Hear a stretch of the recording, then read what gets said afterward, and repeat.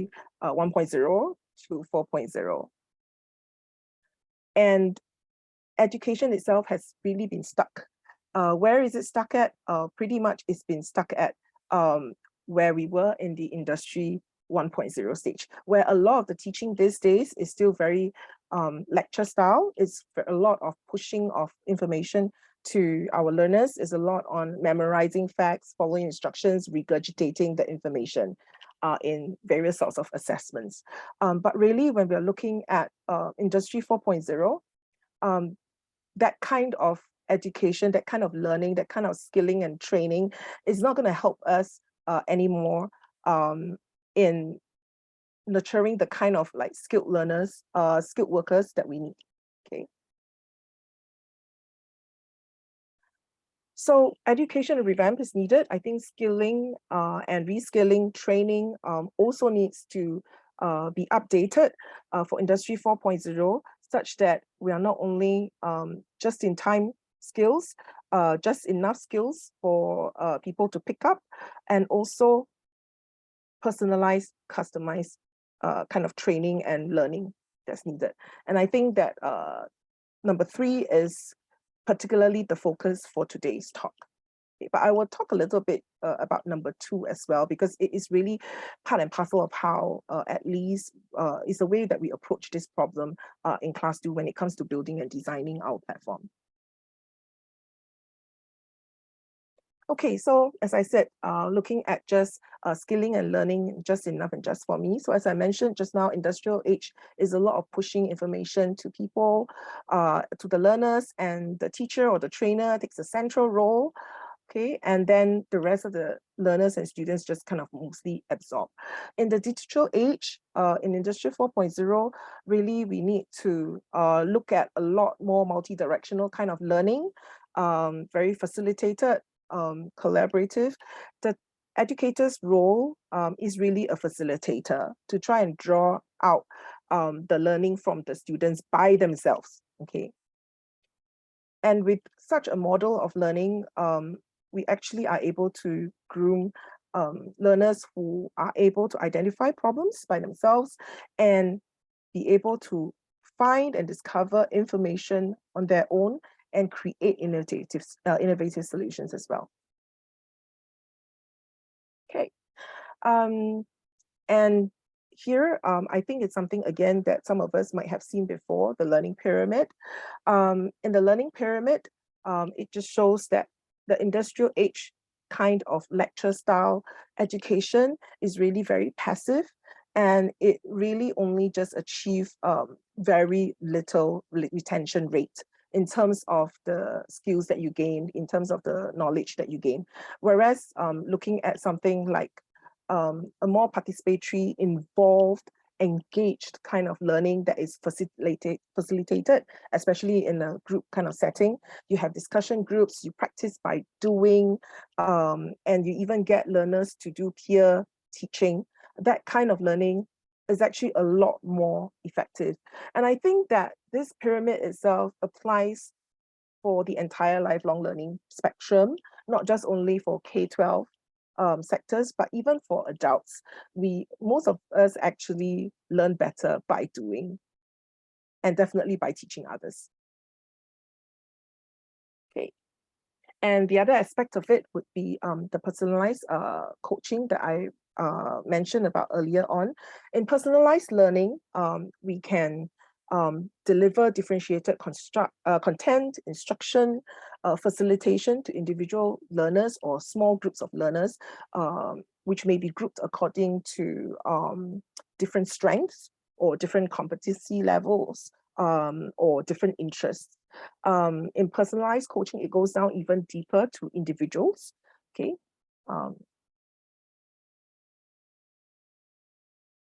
Okay, so coming back to our title today, we talked about trying to see how we can facilitate personalized coaching.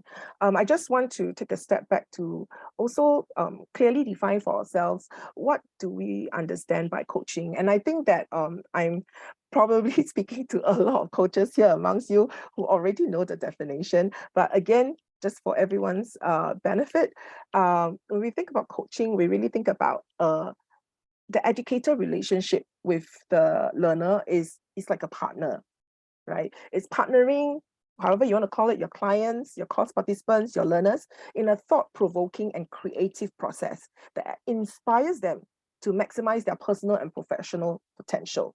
Okay, and in that process, you actually will be able to unlock the potential for imagination, productivity, and even leadership. Okay, so I took this definition from ICF, the International Coaching Federation, and I thought that it was a great definition of coaching. And so this is the kind of training, the kind of teaching that in ClassDo here we believe in very strongly, that be it K-12 or adult learning, or even teaching in the institutes of higher learning, the educator's role is that of a coach, a partner alongside the learners. And of course, coaching can happen in different formats. You can have it in one-on-one, where you're inspiring one individual to work towards a certain goal that the individual has set for himself. In group or team coaching, then depending on whether the gathering of people there come from the same company or belong to the same work team, do they have the same aligned business goals or business targets, or they're more aligned by their interests, that can be both group coaching and team coaching as well, working towards different goals. Specifically, I think we look at personalized coaching itself. And again, I think that this slide here, the information here is not new to us. I think we all know it, but when I was trying to write down, so why do personalized coaching? I mean, we know that coaching is a very effective way of helping someone to skill, to reskill, to upskill, to get better at the workplace. But why then do personalized coaching? Why don't we just do what we had earlier on, which is just like group coaching and team coaching? And I think that some of you here are probably training for companies, like workplace training. So a lot of your coaching and training classes are actually done in groups, right? But then, yeah, so why do we want to do personalized coaching? Why should we take a step further to do that personalized coaching? And what does it mean to the learner? What does it mean to the adult educator, the trainer, or the coach? I think looking on the side of the learner or the participant, when personalized coaching is involved in the training process, it actually gives a more focused learning experience to the learner. This is something that we consider here in ClassDo when we design our platform. And later on, I will be able to show you what we mean. But we feel that, yeah, providing a focused, undistracted platform for learning is actually very important as part and parcel of trying to deliver a personalized coaching experience. Doing personalized coaching actually provides a safe space for individuals in a group class. Imagine if you are actually conducting, say, training remotely, and you have something that you would like to talk to the individual learner about, right? Or the individual learner needs to speak with you. I think very often if you use video conferencing tools, it will mostly end up being just like a chat message, like a DMs being exchanged. But I think we want to see how can we make that safe space even more tangible, even more effective. Okay. So again, later on, I will show you how on ClassDo we provide that safe space where the trainer can actually, or the coach can actually talk verbally to individual learners without having to go into a breakout room in the midst of a class. Okay. It helps build personal awareness because, I mean, your individuals receive differentiated guidance and tips and instruction from you, and that helps them build their personal awareness. They receive the differentiated guidance that is just nice for them, just for me, right? Overall, there is more effective reskilling and upskilling for individuals because every individual is a unique learner, and the myth of an average learner. We should just debunk it because it doesn't exist. And when you have more effective training involved, you tend to yield higher competency, more creative problem solvers eventually. And finally, I think for the learners, it really helps the learners reach their full potential. I think, speaking for myself, some of the best training workshops that I have personally attended are really the ones where, yes, the trainer was able to engage me on a one-on-one, although it was still a group coaching class. Yeah. For the coach, educator, or trainer like yourselves, why do personalized coaching, right? The first point is really very obvious. You really can build better rapport with more engaged and more focused learners. Because you deliver such a positive learning experience, you can expect to receive very positive post-course feedback and referrals. At the end of the day, the client who engages you, they will get more engaged, more motivated employees. And that leads to higher productivity, better team performance, and finally, even better business outcomes like happier customers, increase in sales, so on and so forth. So really, I think that personalized coaching is something that we should all strive to do. There was a research paper that I was reading the other day, and it was conducted more in the context of K-12 teacher professional training. So I think the research paper said that what they have discovered is that if teacher training, professional development training is done in a very traditional way, what they get is usually there isn't really a lot of changes in terms of like performance. There's a very little impact after sending the teachers for training. But if the training comes with personalized coaching, and especially if that personalized coaching is actually carried over time, meaning that it's not just during the live session itself. Okay, so during the live session, there's also personal coaching done at the same time, but before the session and also after the session, and there are follow-ups in terms of the personalized coaching, then that's when they get the greatest impact and greatest improvement in terms of teaching performance, teaching efficacy. So I thought that was a very interesting research that was done. This was done in the States. Yeah.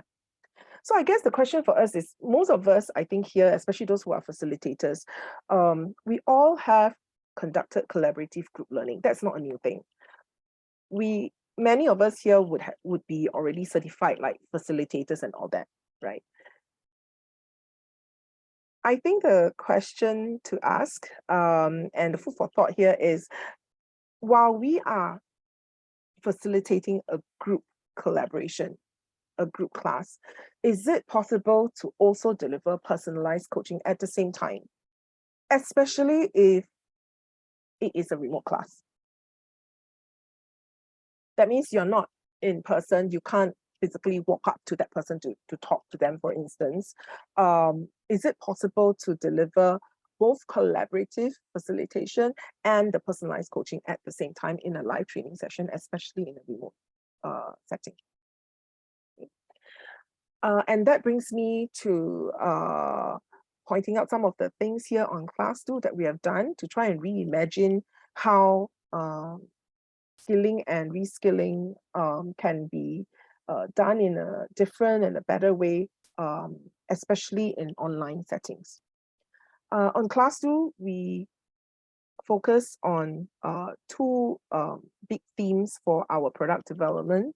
Really, we talk about trying to facilitate participatory learning. So that is the collaborative learning part of things. And then the second part of it is looking at learning just for me. So we look at how we can support personalized learning on the ClassDo platform. At the end of the day, what really is the philosophy behind the way we design ClassDo here is a learner-centered model of reskilling and upskilling. So the focus is really on the learners.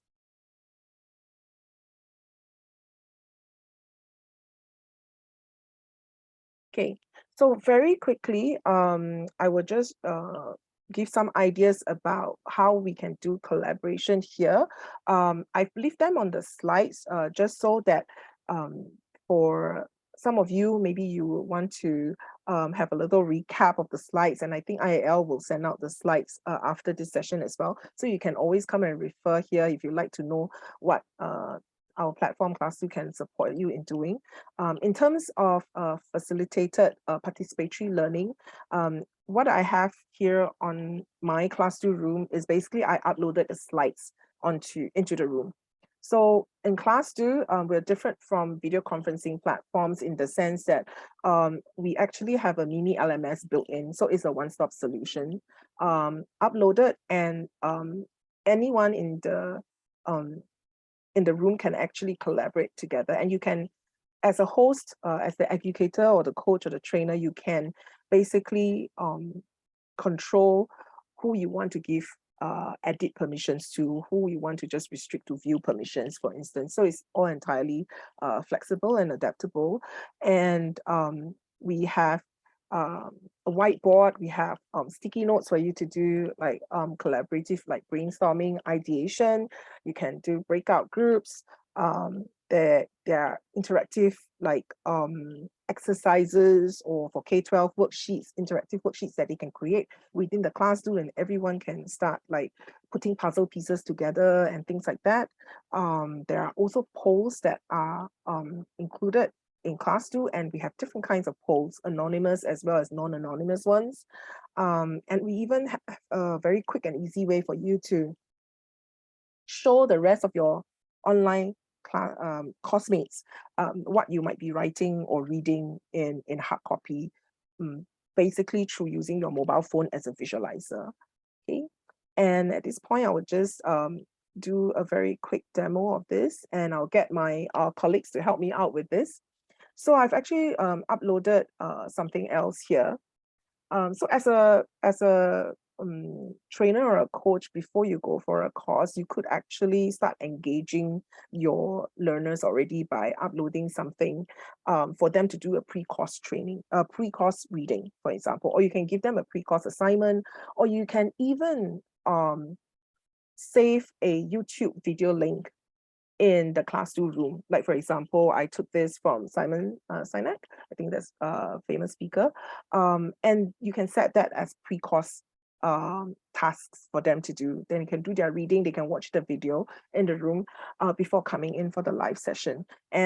Or if you want, you can also watch the video together in the live session itself. As I mentioned earlier on, you can do it both asynchronously and synchronously. During the live session, let's say, for example, if I uploaded this, I created this, and I could be asking my group of trainees or the course participants to basically put down their ideas, put down their thoughts. Okay, so this is what my two other colleagues are doing now. So Wenrong basically started creating a sticky note. Okay. And we have cursors moving around where you can actually see who's writing what. Yeah. So this is actually a very entirely very, for me as a lecturer, for me as the trainer, I can do it as well, right? So I can also create something.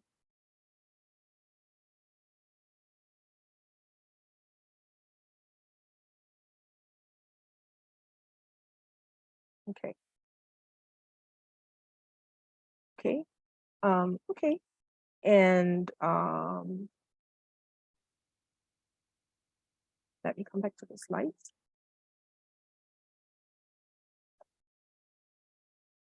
Okay. I talked about the polls. So we have a few different ways of setting polls. One of the ways here is through actually opening up. This is our so-called like file manager pop-up, and you can see that there are different kinds of like contents that you can create. I mentioned about uploading files, so that's here. Sketch is our whiteboard. So basically you can create a whiteboard here, and then everyone can basically write at the same time and do their brainstorming. So I think just now on the slide, there was a picture that showed that as well already. Okay. Coming back this. the poll that I spoke about. So this is one way of creating a poll for engagement, okay? And you can launch the poll whenever you're ready. There are also other things available here. That's the YouTube that I talked about. So basically copy and paste the YouTube link. I think the trainers that I spoke about watching the YouTube liked it a lot, because when you watch the YouTube in ClassDo, there are no ads. You will not get disrupted by ads. But if you try to screen share it on YouTube, then yeah, you might get ads along the way or popping up right at the start. Okay. Okay, very quickly, I just want to move on to the personalized part of it, because I think that is the key focus of today. Okay, the next few slides just shows the zoomed up, and I've already shown it to you here on ClassDo. Oh, okay, I think maybe I'll just show you where this is. This is the quick poll here. So basically the quick poll here, it's quite cool. I can launch a mood poll. I can basically set a very quick yes, no, or multiple choice kind of things, or even custom make. And when I launch it, it's a very instantaneous thing, very easy thing to create as an engagement tool. Okay, I mentioned about the visualizer as well. I won't demo some of these things that are more of like the collaborative tools here, but if you're interested in finding out, please drop it into the chat for me, so we can pick it up, and if we have enough time at the end of it, I'm more than happy to demo it to you guys. But I want to move on from collaboration to personalized learning, because I think the personalized learning part is the part that is something that we offer to educators, which is quite special. Okay. Okay. Okay, so I talked about just now differentiated learning. In ClassDo, just like video conferencing platforms, we have a main space or a main whiteboard where the educator or the host can actually share their information, share their slides, share their notes with everybody. There's also breakout groups, like I said as well. Again, if someone wants me to show breakout groups, drop into the chat. Later on, I'll pick it up, but I'll leave it to the end first. For us here in ClassDo, we have one more element that is on top of just the main room space and the breakout spaces. We have a personal desk for every individual room member in the room. So what do I mean by that? And I think that's one of the big differentiator for us, why I think IAL was particularly impressed with, and that they actually curated us as one of the CE tools. I will show it to you on my screen what I mean by the personal desk. So in this room here, besides myself, there are 3 of my other colleagues. Okay. Assuming that this is, I've actually uploaded something like a empathy map. Okay, take it that I'm a design thinking trainer, okay, for example, and I'm trying to teach this particular module where I actually, for that particular day, I want my participants to actually do their own sprinting, do their own ideation individually. So while there can be group collaborative activities that you do, whether it's the whole of the class or into the breakout groups, I can also assign individual work. So in this case, I'm going to demo how I do it. Okay, this is the empathy map. Oops, sorry, let me just change that and delete the post-it. Okay. So in the empathy map file, I go to the file settings and I basically do a handout to desks. This quick feature allows me to hand out copies of any file type that I choose to all the other room members in the room, meaning that the educator can actually hand out very quickly copies of any template, any worksheet, any notes, any exercise, any reading material to all the other course participants in the room. And what happens on their end is they would have already received a copy of that. Now I might have explained a little bit about or demoed and showed how to do an empathy map. And now I want my course participants to actually do their own empathy map. Okay, so this is not group work, but this is individual work. Okay. And with this, I will actually send everyone to their desk. Okay. By clicking on this, my 3 colleagues actually, or my 3 participants have actually gone to their desk on their screen currently. How do I know? Okay, as an educator, I'm actually able to go and select and take a look at each one of their desks and say, for example, I give them, say, maybe 5 minutes. 5 minutes to fill up as much as they can on the empathy map just now. Okay, so Mayumi, Zoe, and Wenlong are going to just fill things up, and we're going to take a look. So as an educator, you get actually immediate real-time insight, and you can actually see what they're doing without having to leave ClassDo, without having to leave the room, basically. So it's all built into one. So I can see that Wenrong has gotten started with typing something. So he's good on his way, he's on track, that's fine. I can switch to somebody else's desk and go and take a look at Mayumi's desk. Okay, so Mayumi is good. She started filling up her first quadrant as well, so that's fine. And then I come and take a look at Zoe here as well. Okay, Zoe is maybe thinking a little bit more. Okay, so it tells me that maybe I need to come back and take a look again at Zoe, maybe another 30 seconds later to see whether she's stuck at something, or if she's totally not doing something at all, then perhaps, you know, I need to reach out to her to talk to her. Okay. I think there's a participant who has raised their hand. 2 participants have raised hands. Hi, yes, Carol, this is Sophian. Hello. Can I just a quick question? Sure. So able to go into your learner's desk. So just now I just heard at the end that you just said that you can have a conversation with them. Yes. So how do you go about having that conversation? Is there like a chat or can you actually speak to them, or is just via chat? No, it's not via chat, it's actually speak to them. So that's a great question, and I'll take this point to address it. So coming back to Zoe, as I said, so Zoe is just maybe falling a little bit behind, or let's assume that Zoe has not written anything. I'm so sorry, Zoe, I'll take you as an example here, okay?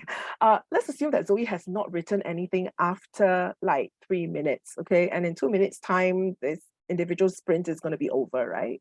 So, and I can see that Zoe's cursor is not moving at all. So out of concern, I can actually reach out to her.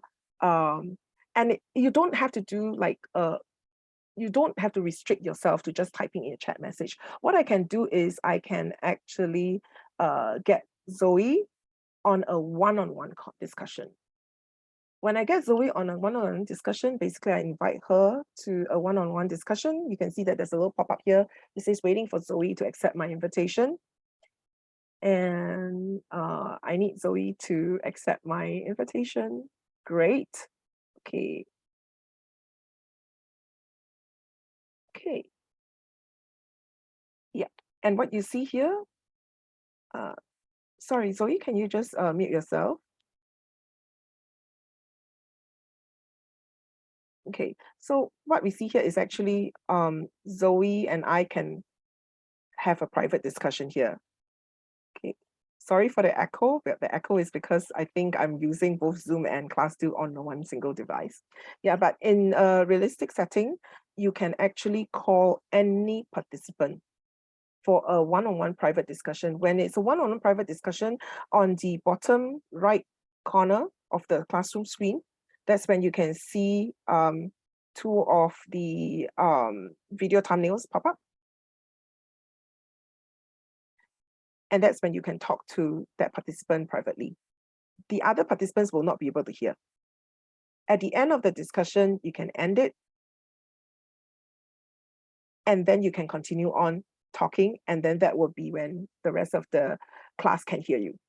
So only during the period of time when you are not, when you are in the one-on-one discussion with the selected participant, then at that point in time, all the other participants won't be able to hear you. Okay, it will actually show as a signal to other participants that you are not away, but you are engaged. Okay, you are not leaving, you have not left the room. Neither has Zoe left the room. So I have not left the room. Zoe has not left the room. We are not in a breakout space on our own. There's no need to move out. We are still in the same space as everyone else. It's just that we are engaged in a one-to-one conversation with each other. So we feel that designing this feature here actually really helps with that one-on-one engagement, because you're not just typing into a chat, just words and letters. You can actually talk, and there's many different use cases for the one-on-one. You can do a check-in with somebody who's been quite quiet and not contributing much, or you may just want to check in with someone who seems to perhaps even be absent or away from the keyboard and has not been participating. You can also, in the process of doing, when you are giving them their desk work, based on what they have written, based on what they have typed in their inputs into their assignment on the desk, you can actually give that one-on-one inputs, the guidance, then the coaching that is particular to them. Sometimes maybe something that they share could be sensitive, that you just want to talk to them on a one-on-one, and I'm sure your learners will appreciate it. Of course, I mean, there are other many other kinds of other use cases as well. Like, let's say, for example, if someone has really been maybe not being very cooperative in the class, for example, for whatever reasons, and that you need to talk to them, I think talking to them verbally is a lot nicer than just like, trying to DM them via chat message. So the one-on-one discussion, private discussion, is a really, really powerful tool for us in bridging that kind of gap that we feel, especially when it comes to remote teaching. At least by being able to talk to the person one-on-one, it bridges, it brings it a little bit closer. Yeah. I hope that answers your question. So that's for desk and Yep. that. We have one more question from Kenny. Yes, sure, Kenny. Hi, Carol. Mm. Yeah, just a quick one. Yes. Can I use Word document? That means I upload a Word document and then all my learners can use it. And, Okay. Mm. And then separately, because if I want to check on their work, can I go to each individual and then I leave comments? And how do I leave comments? Oh, you just key in normally. So let me do a demo for you here. Okay. Sure. And then at the end of it, can the learners save that copy? And Sure. then the last question is, how do I use this platform? Do I need to subscribe? And then all my learners, do they need to subscribe as well? Okay, sure. Okay, so I will talk about the first lot of the questions first. Prompt me if I forget to show you something. So I think that first question was about whether you can upload something in Word and then can work together. Okay, so the files, I will come back over here. So you can open and create files in any space. Okay, when I mean any space, I mean, like, let's say, for example, okay, let's come back to here. Let me bring it a step back. This is the main space that we are currently in. So you can see right here at the top where I've pointed my cursor. Let me just try to zoom in a bit. Main space. Okay. In main space, okay, that's where we are all, me and my colleagues are in. If I want to create like teams, I can actually create teams as well. So I will go into manage teams and I can create, like, for example, breakout team 1, breakout team 2. Okay. Now, whether you're in the main space or you are in the team space or in desk, you can always upload files. The kind of files that we supported, PowerPoint, PDF, image files. Okay, Sketch is our whiteboard, Type is our text pad editor, and then the rest are so on and so forth. For Word document, what you can do is you can actually convert it into, save it as a PDF before you upload, and then that will be fine. Okay, what we cannot do is we cannot allow your Word document to be editable by directly typing into like the Word doc. So it's not like Google Docs in that sense. But what you can certainly do is, for example, let's say, assuming that this was actually typed out as a Word document. So when it gets converted into a PDF, it comes out in this state, right? You can definitely do annotations. You can type text into it. So I'm just going to type text into it as well. Okay, so please read this. And everything on ClassDo is auto-saved and synchronized in a live lesson. So it's all synced. Concurrently, Mayumi and Wenrong will be able to see it straight away. And so you can basically do all kinds of annotations on it. You can do the annotations collectively as well.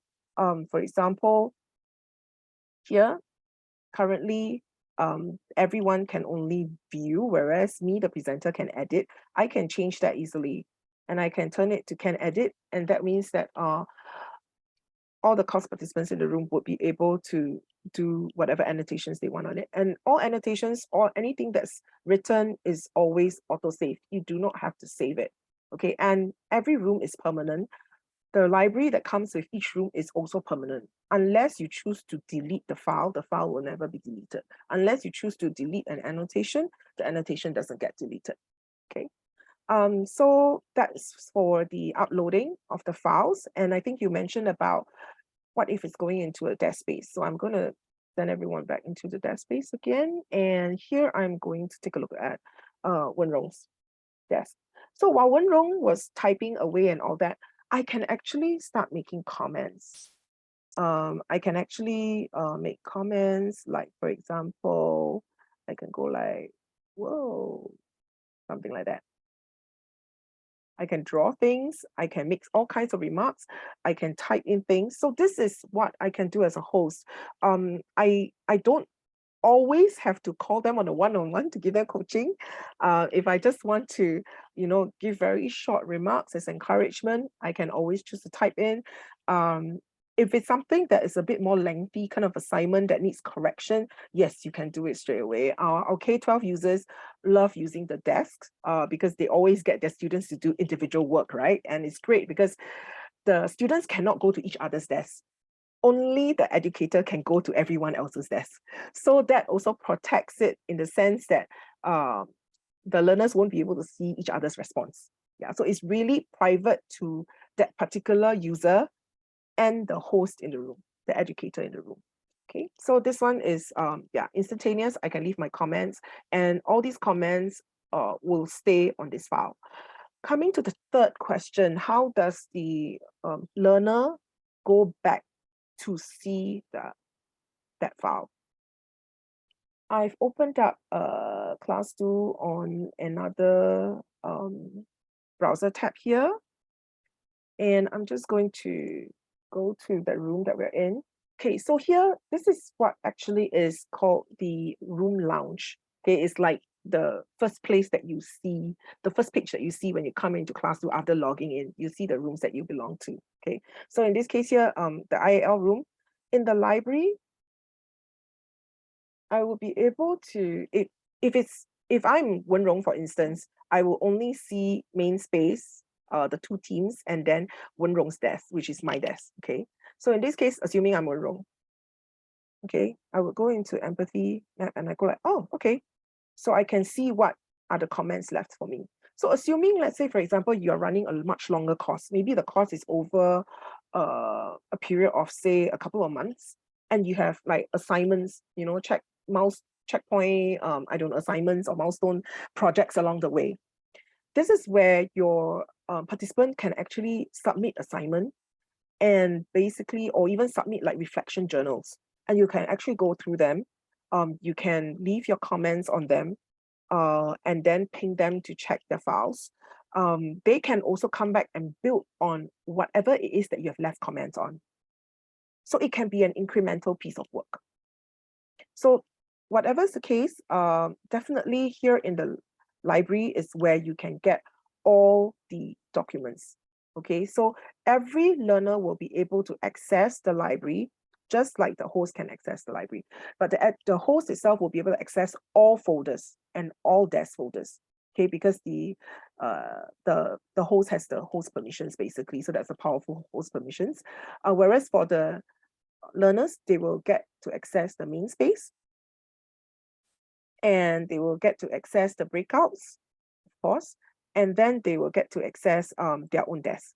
Okay, so taking a look at the main space, you can see that these are all the different files that have, and it's not just only files, it's also the videos that I talked about just now. You can see over here, and then let me just zoom in a little bit. So just now I showed that there was this pre-course reading material on how to become an authentic speaker. So please read it before coming for the day 2 of the course, for instance. The empathy map, that could be the place where I first demoed how to create an empathy map before I get everyone to break up into their own desk to do their own version of the empathy map. And then that was my slides. That's the video from Simon on leadership. Even things like feedback form. I think this one I will show it maybe a little bit later, just not to break the flow of the question and answer. But really all the files are saved within ClassDo. You do not have to use a separate LMS. Yeah. Also on this point, if you record your training session, the recording in ClassDo works very beautifully. When you stop the recording, it will automatically write itself and saves itself into the main space folder. And the participants can come back and view all their recordings. So how do you see what's the easy way of getting access to the recordings? There's actually a button that says view latest recording. And it will just basically highlight all the recordings, the recorded files, replay files. Of course, there's no results here at the moment because I'm not recording it on ClassDo itself. But this is the easy access to get to any replays of your training sessions. Okay. I mentioned about submit work just now, submit assignments, right? So there's also an easy button for submitting assignments, assuming that maybe not all assignments are soft copy. If they are not soft copy and they're hard copy, there's even an option for you to just scan the QR code. No need to use like a cam scanner or a document scanner, a separate app. In ClassDo, we integrate everything in one package, basically, and you just scan it. The mobile phone becomes, the camera opens up straight away. You just take pictures of however number of pages you want, and you upload. It automatically stitches everything into one PDF and uploads it into that user's own desk file. So it's again a private assignment that only the host and that particular participant can see and access and annotate on it. All right, Kara, so we have a question in the chat. Sure. Mia Ying asks, is there a limit to how much work can be saved in the library or on ClassDo? No, there's no limit. There's no limit. At least currently, there's no limit. But yeah, we've never set the limits on the files. Okay, so we actually have about 8 more minutes left. I thought that previously you shared with me a feature that was very interesting, like one of the participants is actually away and you can actually see via the Yeah, I'm going to bring to that. Yeah, that's right. Yeah. So I think I mentioned just now about in the personalized, when we do personalized coaching, we actually deliver a much more focused experience for learners. And as part of that focus, we actually have a focus tracking feature as well. I think this is something definitely for sure that is very, very useful in K-12 use cases. All the K-12 educators told me that they love it. In adult settings, it depends on how you want to use it and what kind of course participants you have. But everyone can take a look here at the video thumbnail. I'm going to expand it. And you can actually see that Mayumi, my colleague here, actually has a white emoji icon on her video thumbnail. That thumbnail basically lights up on her screen when she has gone onto a different application window or browser tab. So any of your participants' video thumbnails, if it shows up with this white emoji, it will only show to the host of the room. It will not show to the learners themselves. So the learners doesn't know that that our system has already detected that they have gone out of focus. but the host will get this as a form of notification and an alert. Okay, this is just information for, of course, you as the course instructor and the trainer. You can choose how you want to act on it, whether you want to act upon it or not. Of course, if that particular trainer, the particular course participants constantly has that white emoji throughout your training session, you probably want to use the one-on-one discussion feature to maybe have a chat with have a quick check-in with the participant to see whether, is he busy, or is he caught up with something else at work suddenly, or what has happened on their side. But basically, this is a very, very little nifty notification alert that we actually created to just help to inform educators should their participants lose focus.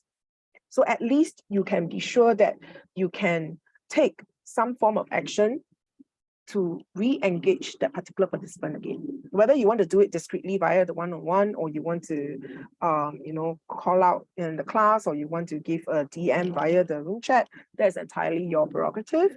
But we give you the option, and we inform you as well on it. We also have the class management board. So again, I think there's something that probably is not provided in video conferencing platforms usually. And at a glance, again, you can see like who are all the participants in your room, the ones who are joined, and if there are anyone who's away, you can see straight away. So imagine if you have a class of like 20 participants, you're not going to like scroll through like all 20 video thumbnails. You can actually see them at a glance on the class management board. You can see who has raised hands straight away here as well. And things like focus. I mentioned about the focus tracking just now. And then you can also give awards. So this is, again, something that we built in for engagement purposes. If somebody is extremely participative in a class, you can choose to give them an award by just clicking on a plus. And what happens is, one of my colleagues has just given me an award. You all saw the confetti pop up on my screen, right? Thank you for giving me another award. So that basically, it's what happens when you give a participant an award. Confetti will pop up on their screen. Yeah, so that's a little perk there that we add in. Okay. Yeah, I think so that's Kenny has a question.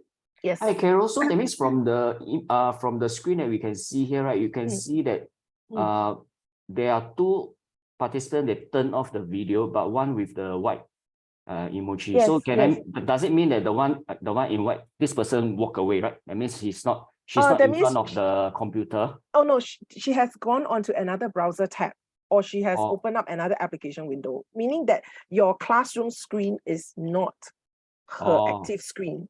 So she can still be sitting in front of the computer, yes, she can listening in to you, She can right? be listening in, but she's not looking at your content, basically. I see. So let's say, for example, then the other person C is actually still on the screen because there's no white emoji. Yes, this is you yes. yourself. Yeah, that's me. That's right. OneonOne is definitely on because I can see there's no him, white of emoji course. also. Correct. Yeah. And I can see. I may see him, but he may not be on the screen. Possible also. Okay. So that's how. Maybe Wen try to navigate away. Let's see whether we can see the. Wen, thank you. There. Oh, okay. Yeah. Okay. Okay, thanks. I think there was one question that I didn't get to answer just now, is it? I think it was on how to get on the platform. Oh yeah, the subscription, yeah. Yeah, so basically it's via subscription. And it works like just any of the subscription platforms out there, where you can go to our website ClassDo.com, and there's the information there on the subscription plan. And we do not charge learners. Yeah. Okay, so that means subscription is only for the facilitator or the Okay. trainer or the educator. Yeah. Okay. Okay, So we will have IAL adopt this? Well, that question will be to LPDD. Yeah. Yeah. Okay, thanks. But okay, so we have one more question from Eunice. Yes. So what if the person has multiple screen? Then in this case, how will the active screen be determined? The active screen is whichever that is the screen that is right on top that the person is looking at the moment. So let's say, for example, if they have gone on to check their Outlook email, right? So they are still in your virtual room here, the online room, but they would have switched to, let's say, for example, wherever the tab that their Outlook email is. We will detect that as being going away from ClassDo because she's no longer looking at the ClassDo screen itself. She's actually looking at another screen. She could be looking at YouTube, she could be looking at what email, she could be, I don't know, on social media, whatever it is. We won't know, we can't tell where she has gone to, but we know that her active screen is no longer the training room on ClassDo. So thank you, Carol. Is it really 3? So is there any further features or like anything that you want to share before we close? Okay, let me just show this one here. Okay. Okay, so I think the slides here will actually cover some of the things that I've already shown to everyone just now. Maybe two last things. First of all, we actually have we actually do allow for you to embed, let's say, for example, if you do training and you use Google Form as your survey form. Okay, very often what people do is they will flash a QR code, they will put a link in the Zoom chat, and they get people to click on the link or scan the QR code to fill out the questionnaire. Alternatively, they will email the participants after the session is over to get them to fill in. In ClassDo here, we make it a lot more simple. If it's a Google form, you can basically just go to Google Form Embed, and you can copy and paste the shareable URL in here. All your learners will be able to see this form pop up on their screen. And while you're still in the live session with them, and maybe you're closing up the session, they can actually straight away fill in the form and submit the responses to you. So chances are you will get a higher response rate. The other thing that I wanted to share is also that this is part and parcel of that whole progression towards empowering educators to do better and better personalized learning. We are also building up our learning analytics dashboard. So the learning analytics dashboard is where you can actually see real-time data captured on each learner's usage, their participation level, their attention level, how many times they raise hands, how many times they visited like the library, for instance, to look at documents. So these are the different things that we are also in the process of capturing and visualizing. So ClassDo as a platform is a work in progress, I would say, always a work in progress because there are always new things that are being added on. So the Learning Analytics Dashboard is one key area that we are moving rapidly on for this year to try and bring in more data that will be helpful for educators to get them better insights on how their learners are being engaged. So if there are any educators here who are particularly interested in, how capturing data can be useful for your training, please feel free to contact me after this session. I would love to have conversations with you to find out what kind of data matter to you, what kind of data is important to you, both cognitive and non-cognitive one. So we want to also be able to capture non-cognitive data like collaborative characteristics, for example. Yeah, because I mean, for L&D and HR professionals, they don't just look at cognitive data. They also want to see whether there's data that can inform them about somebody's maybe soft skills like their communications, their collaboration, interpersonal skills, leadership skills. So these are the things that we're working out. What kind of activities would give us proxy data to inform us about those kind of characteristics of individual course participant. Yeah.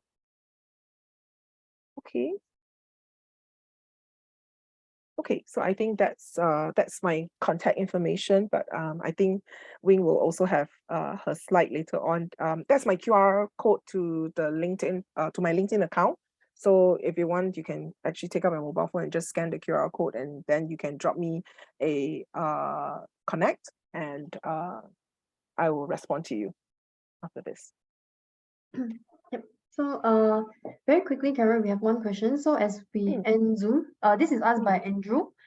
Can he join your ClassDo session now to experience it as a participant? Oh, can he join now? Yeah. Oh, okay. Sure. Okay, let me see. Let me go. Invite new members. Okay, so this is how we do invitations in ClassDo. So back into that room lounge here, when I want to invite new members, actually I can do it within the room. What am I doing? Okay, I can do invitation within the room itself. So I click on invite. And let me see. Okay, Andrew, right? Yep. So basically, you can just copy the whole invitation. I am going to drop it into the chat box. Yep. Okay, so on the room chat, okay. Okay, Andrew and whoever else who's interested, you can go and click on that link now. Can you drop it in the Zoom chat? Oh, sorry. Yeah. What am I doing? So sorry. Totally forgot that I'm on Zoom. Wait, give me a moment. Let me just stop screen sharing for a while. Okay, so while you're figuring out, let me just quickly end the session. Like just share some stuff from InLab.